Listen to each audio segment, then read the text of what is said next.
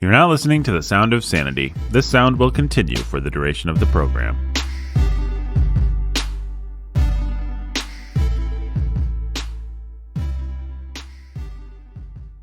Hey, this is Nathan. This is Jake. Hey, what's up? Let's get right into a topic that I know absolutely nothing about, And I know somewhat more, but also very little about sports, the Olympics, and this whole brouhaha happening with Simone Biles. Simone Biles. She hates America. That's my understanding from following a bunch of conservative Twitter personalities. Yep. She hates America, and we're a culture She's a selfish princess. Pansies and narcissists who do not care about the greater good, but selfishly, the first time we have any shame or trouble or anything like that, we pull out and leave everybody mental health, man. Dangling. We're super and fragile. Yeah, we just throw it all on the altar of mental health. And I guess we should say what the story is, just in case. So what is the story, Jake? Simone Biles pulled out of the team event for USA. And she's a gymnast. Women's gymnastics. She's widely considered to be the greatest of all time. A living legend, and probably her last Olympics here. Probably not going to make it another 4 years. And so we're pinning our hopes and dreams for Olympic gold on Simone Biles, and she's a story that we can all get behind, and she's great. And so there's a big context for this story, and the broader context for the story is the 1996 Olympics. And up until the 1996 Olympics, women's gymnastics had been dominated by the Russians. And we all remember the 1996 Olympics in Atlanta, and we can all probably if there are women gymnasts, female gymnasts that we can name, they're from that team, because they changed the whole narrative and the story and put U.S. women's gymnastics right up at the top where we've sat for 30 years now. And so that's Dominique Dawes and Dominique Moceanu and Carrie Strug and just a bunch of people like that if you were 12 at the time, you grew up crushing on or whatever. And that's the famous story where we're going up against the Russians and we're down to the final event, and it's the vault, and we have to really perform. And Dominique Moceanu goes out and she just needs to stick her landing, and she falls. And then Carrie Strug goes out and we just need her to stick her landing. And she falls and injures herself, tears tendons in her ankle. But she has one more vault left. And her coach and team doctor, Larry Nasser, are pressing her to push through the injury. And she's saying, I can't feel my leg. And they're saying, you have to do this. And so she runs and does the vault and sticks the landing on one leg and then collapses and is carried off crying by her coach. And she becomes America's beloved.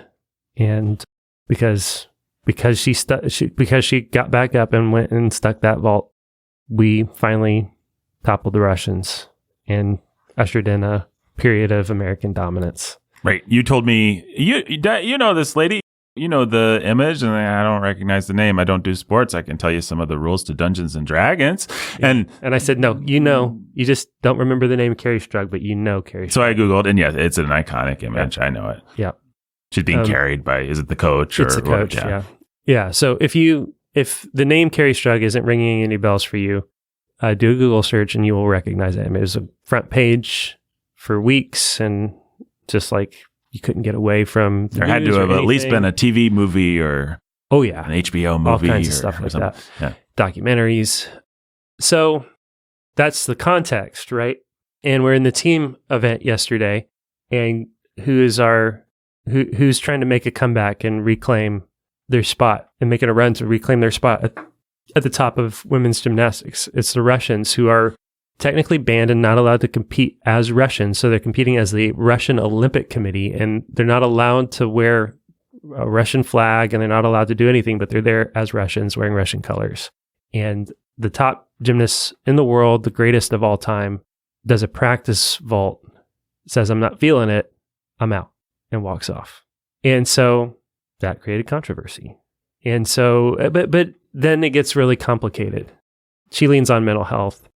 So on the one hand, you have people who are looking at her and saying, dude, You're supposed to be the greatest of all time. This is the Olympics. Who cares whether you're feeling it? Represent. This is your moment. And you know what? Everybody out there is under a lot of pressure. And nobody's experienced and dealt under pressure more than you. And okay, you have to live up to being the greatest of all time. Everybody else has to compete with the greatest of all time. And if you step down, all of your teammates have to stand in and live up to the greatest of all time.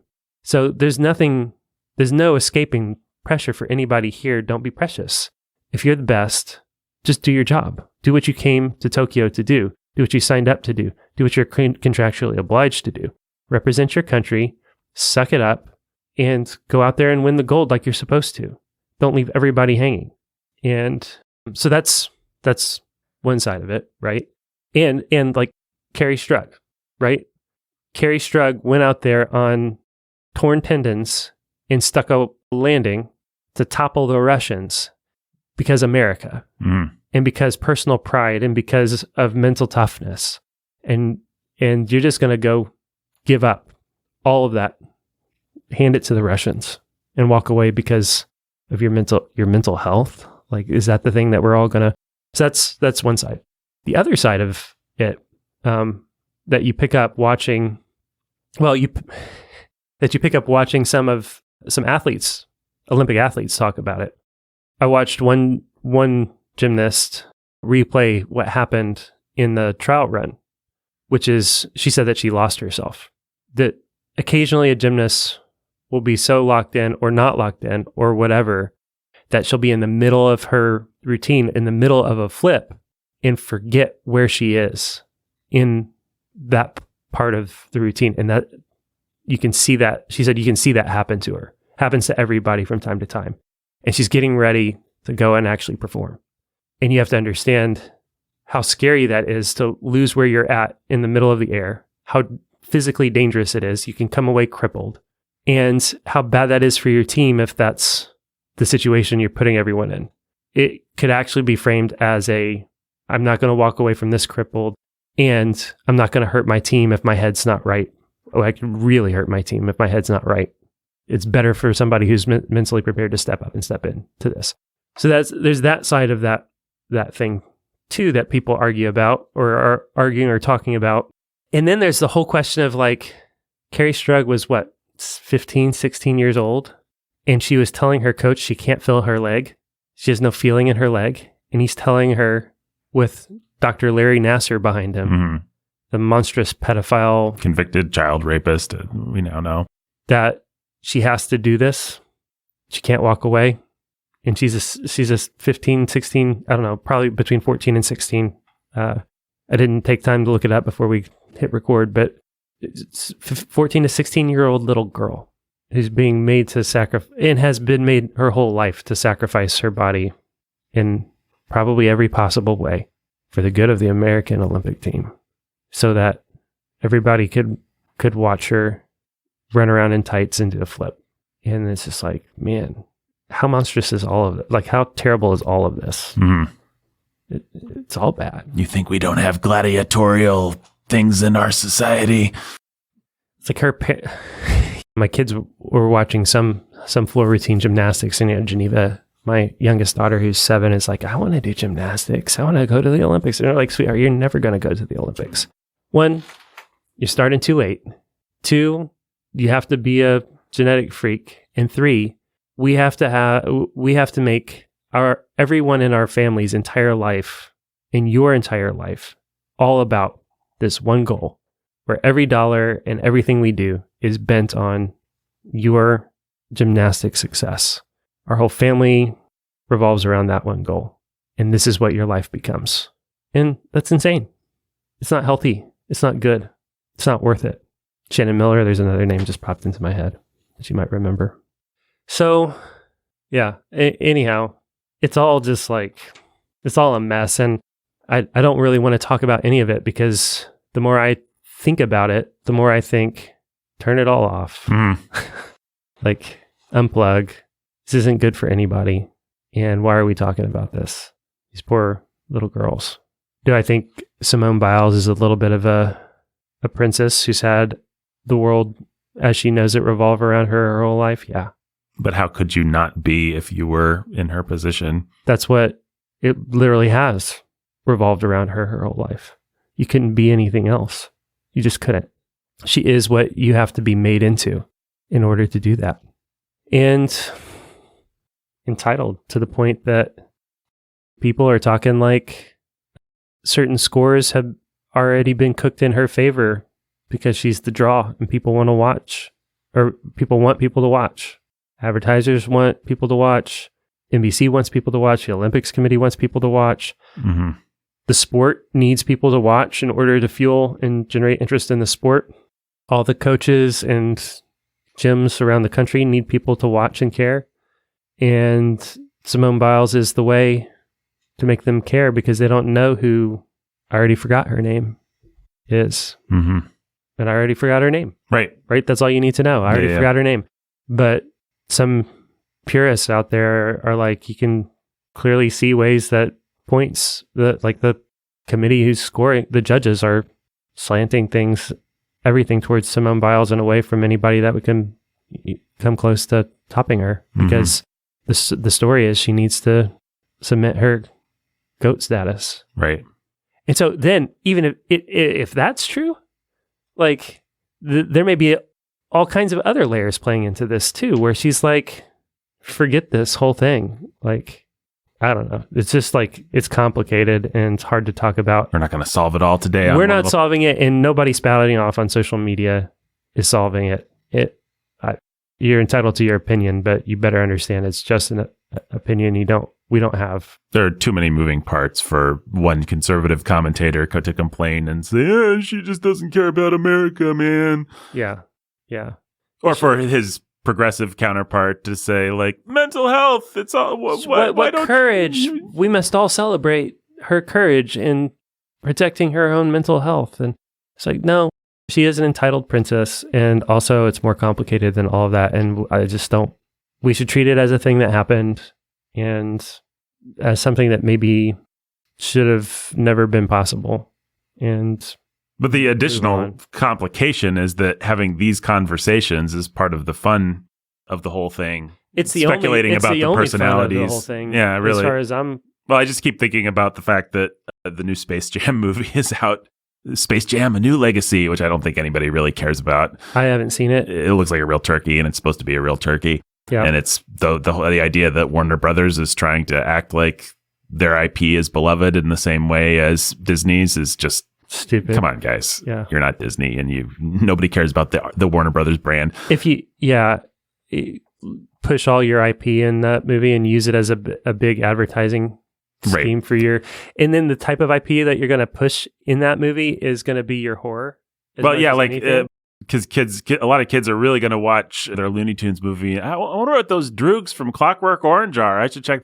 A, if they do, then you're monsters. B, they're not going to care. Like, they don't care about Stanley Kubrick. Their kids watching a Looney Tunes movie.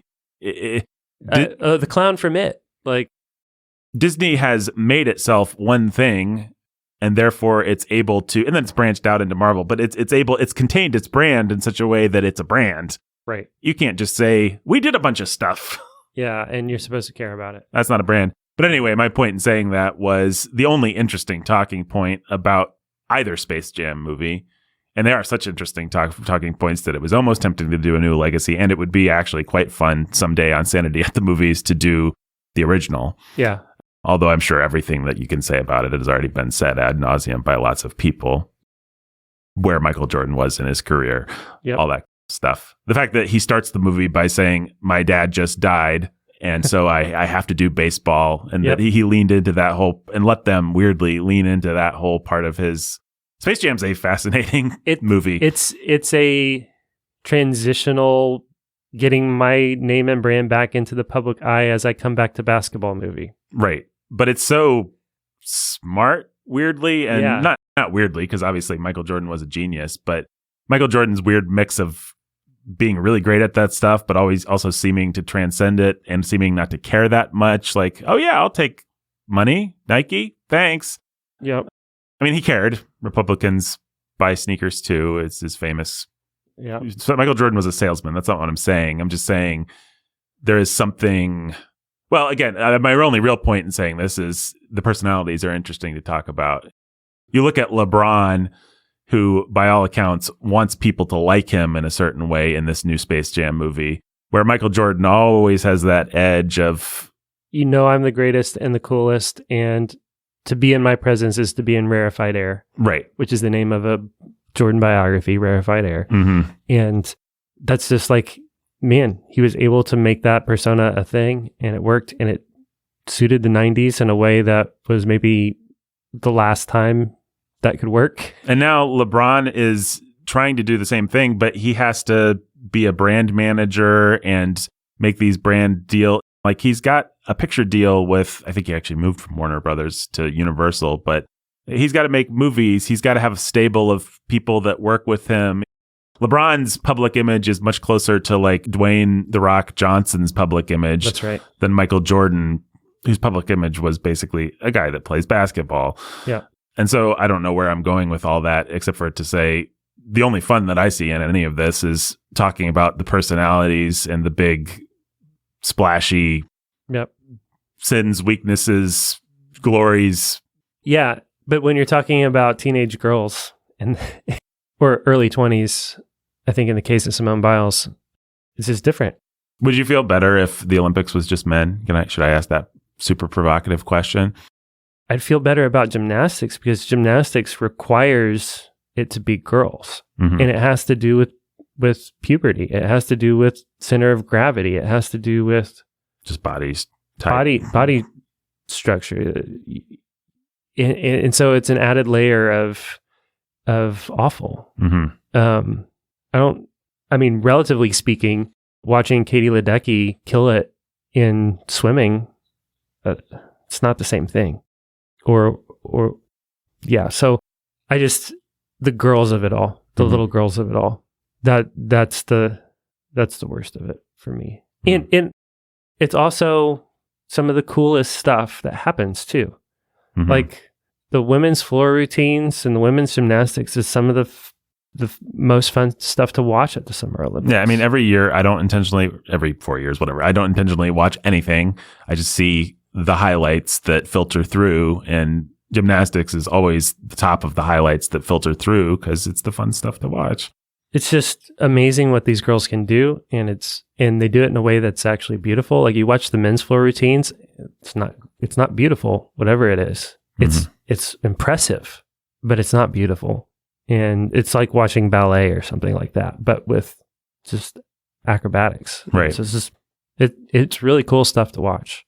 But once you start to think, in some ways, it's like the movies, right? Once you start to think about what the actors have to do.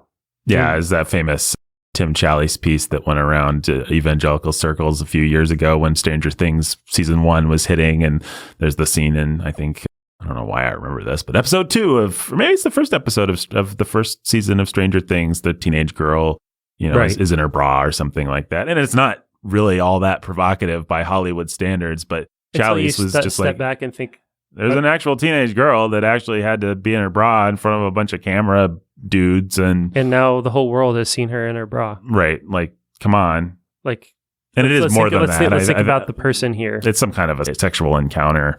I don't care about that show, frankly, but it is more. Either, it is more than just a bra scene. Also, okay. But yeah, once you start to think, oh, people sacrifice their lives. They sacrifice everything on this altar. Certainly, many, many, many women sacrifice their children, quite literally, have them killed. There's an actress, I forget who, just within the last year, made a big point of that in her speech. Thank you for giving me abortion so that I could have this career. Yep. Some wicked famous person whose name we would know, but I don't remember who that was. If they don't sacrifice actual children, that many of them sacrifice their childbearing years. Yep. Yeah. Well, and you see it come out with stuff like with Larry Nassar, right? Like it's all part of putting your kids on the altar of success. It's the kind of people that would rape these little girls are going to be friends with the people that would cover it up, are going to be close to the kinds of people that would turn a blind eye as it happens to their children, so long as their child succeeds, and we're all going to pretend like it was all worth it someday, and also never talk about it until it's awful. Well, I also think by and large, we as human beings have a responsibility before God to be multifaceted, to develop different parts of ourselves, our brains, our souls, our bodies, our intellects. There's so many different things that God's given us to do. And it is weird to me, or frightening, or something striking. I don't know. When you see someone who has only developed aggressively one part of themselves, even a good and natural part of themselves, and the rest is just not developed. And you don't just see that in sports. You see that in Hollywood. You see that in lots of fields. You see that with child prodigies. Me and Ben were just talking about this on our awesome... We see it in the kids that go to college at 8 years old or whatever. Yeah, exactly. You see that kind of thing. We were talking about that. You didn't get the pleasure of watching Black Widow and joining us. But my theory of Scarlett Johansson is that this is a woman who has been asked by male directors to just keep developing a more sophisticated version of her sexuality. And she's very, very sexually sophisticated, but she's also pretty undeveloped in other facets of her acting. Even like there's been one thing that people have really wanted from this lady, and it's sad.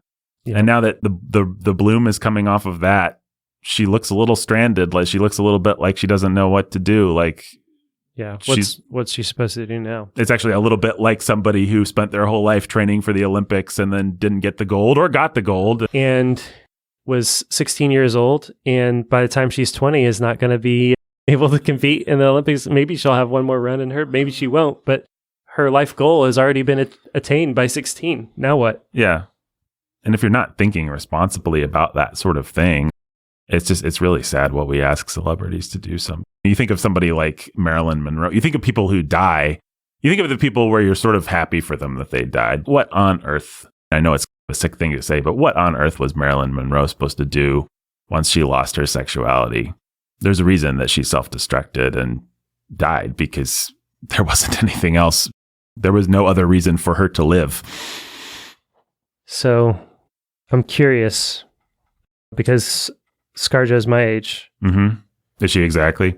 She was born at the end of the year. I was born toward the beginning. So she's almost a year younger than me, but not quite. But somebody showed a picture of her, or was on Facebook or something like that, about how long we've been blessed with Scarlett Johansson. She's been around for a long time because she started as a teenager. Yeah. 10 years old.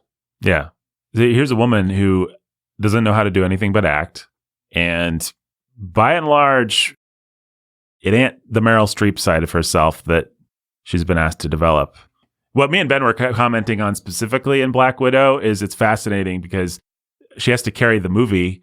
And anytime she's by herself, she's really wooden.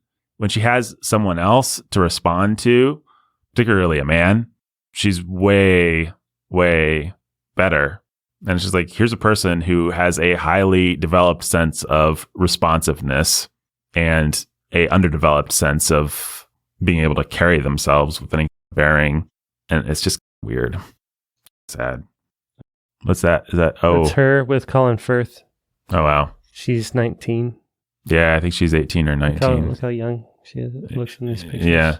Well, what movie does she play the girl in? She's like literally playing the daughter in something that we know. Just look. Yeah.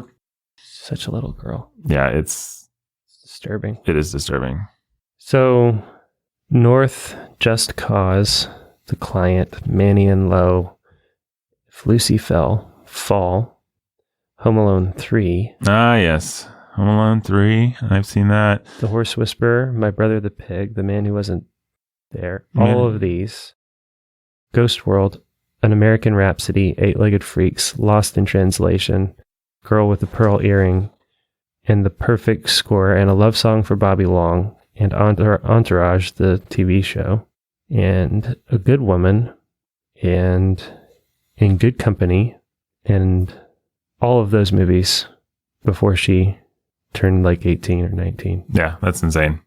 And you know, they'll say she had a private tutor and she got her education. But come on, that is a hermetically sealed world that she's been living in since at least the age of 10, since before puberty, since before any kind of mature understanding of herself. And then once she hits her 20s, Match Point, The Island, Scoop, Black Dahlia, The Prestige, The Other Boleyn Girl, Christina Barcelona, whatever that is, The Spirit. He's just not that into you. And then, at the age of 26, Iron Man 2. Ah, yes, the incredibly sophisticated and well-written role. And The Avengers, After We Bought a Zoo, where she's playing across from Matt Damon, who is only 14 years older than her. Just 14. Just 14.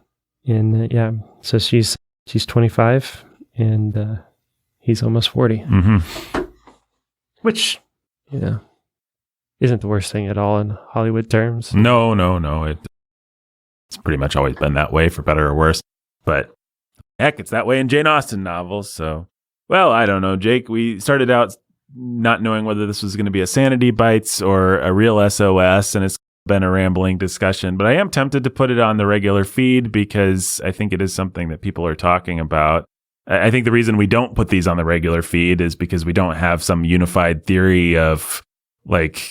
We didn't start with a thing we knew we wanted to say. Well, and also it's just like, if you're going to say something, would we be backing ourselves into the corner where we're saying, don't watch professional sports, stop watching movies, take a rocket ship? These are the kinds of conversations that people need to be having, though, and the kinds of things that people need to be thinking about. Yeah, I think you have to think seriously about these things. I'm very wary of cheap solutions, and I tend to include, I'm turning it all off as a cheap solution. Yeah. If you can, great. But 99% of people who say that they do are lying. Yeah. And the number of times I've heard people say, we don't watch movies anymore, and then go on to describe how they have a weekly family movie night. Mm-hmm.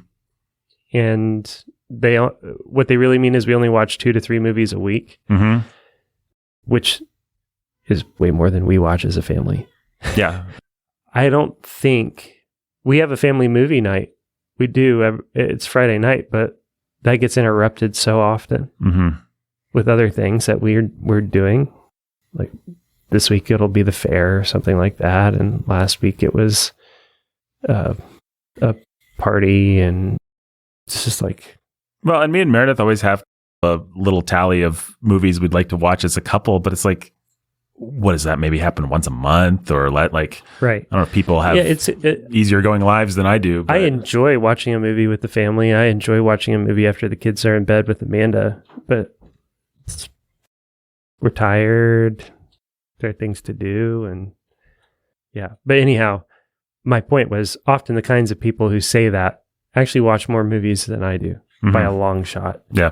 But are really proud of how few movies they watch. And you see that kind of thing happen all the time. And so what you've done is you've taken a self-righteous position, and also you're a hypocrite. Great. Good job. Well, then those are the very people that look down on us for just being like, we watch some movies. We watch some movies made after the year 1995 too. Yeah. And we've decided that we're going to talk about it and be honest about it. Which, look, I get it. There's a cynical version of that. There's a version of what we just said where that's our excuse to just give ourselves license to watch whatever we want. Well, you can't just take a rocket ship off of this world, so I guess I'm going to be worldly. Right. But we can't do either thing. I think we have to be having a real conversation about our entertainments, and I would include sports in there. What it's meant for me is there are very few things that I watch passively just to veg out. If I'm watching a movie, about at least half of the time, it's so that we can discuss it on a podcast. Maybe not at least half. I bet it averages out to be somewhere in the neighborhood of half, depending on the month. Right. Some months I'm going to veg out more and just watch more.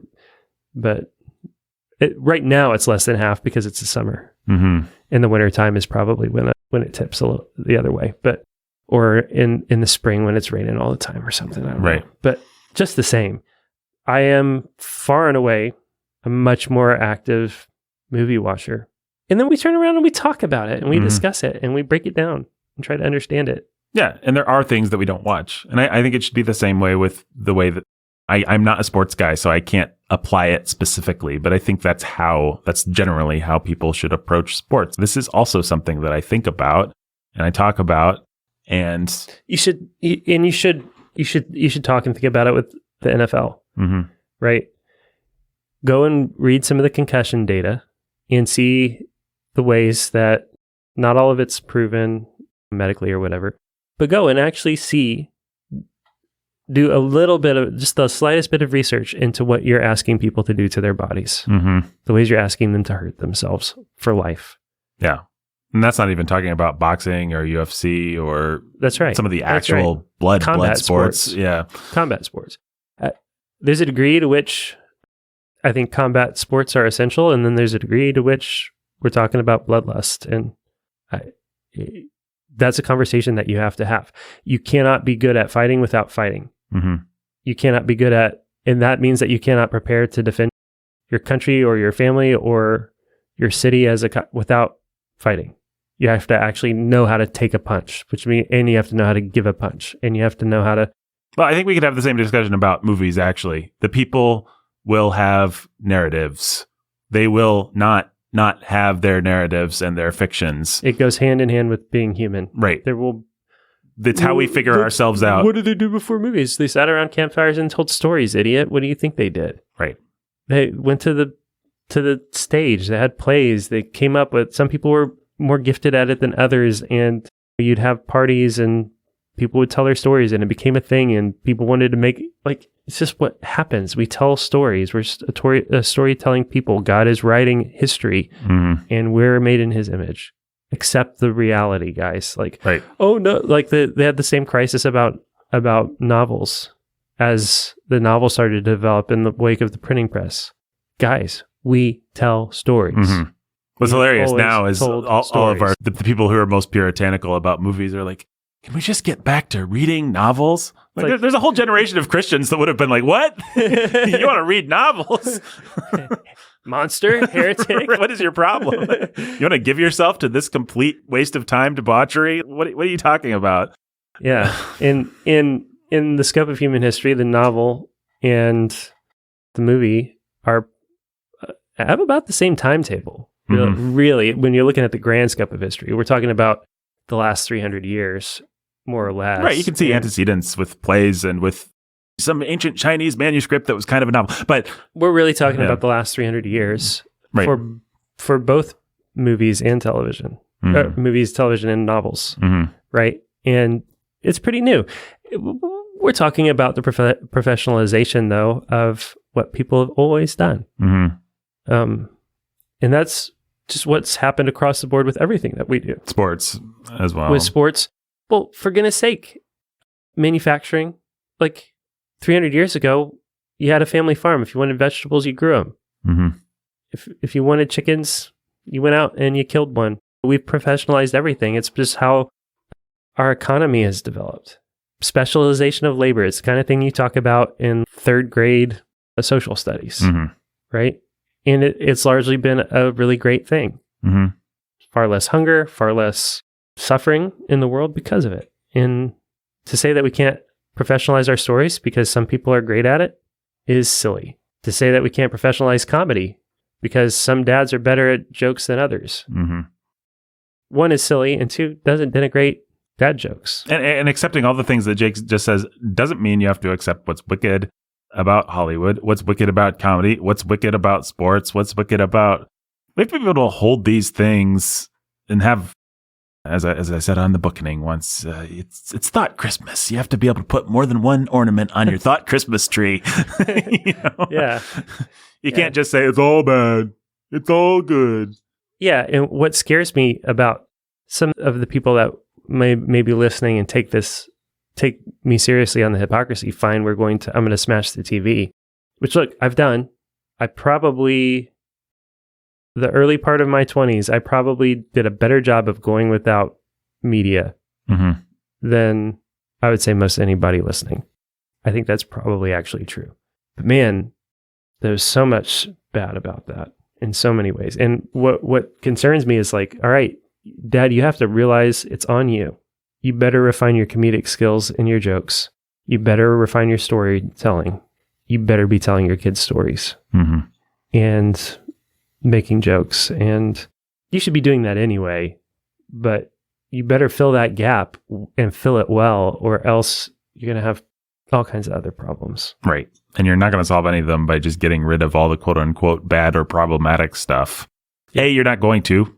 Your kids are going to go to school. They are going to see sports. They're going to see media.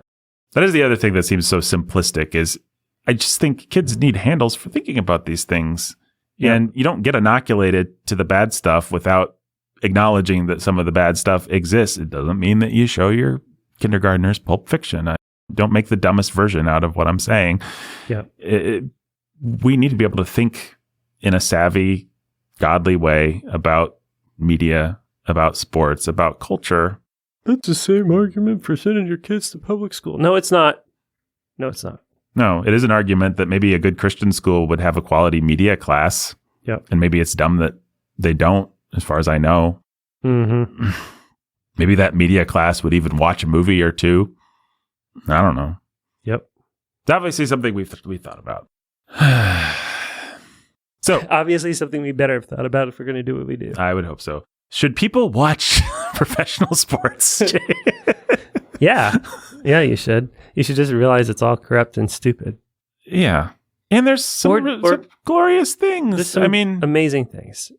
Say what you will about, I watched The Last Dance just like everybody else. Say what you will about Michael Jordan's pride and the fact that he only did that thing to burnish his, we've gone another generation. It's time to burnish my legacy again, which is all that is. A very, very well done version of that. Yep. But hey, God gave that man a tremendous gift, and it is a lot of fun. It's a lot of fun. Just like God gave Steven Spielberg a tremendous gift. I'm sorry if that sounds blasphemous, but Jaws is a lot of fun. Like, yep. These are talented people, and you have to, without being corny or gospel coalition-y about it, you have to be able to acknowledge what's glorious about what they do. It is fun to watch the Olympics and see these people. Yeah.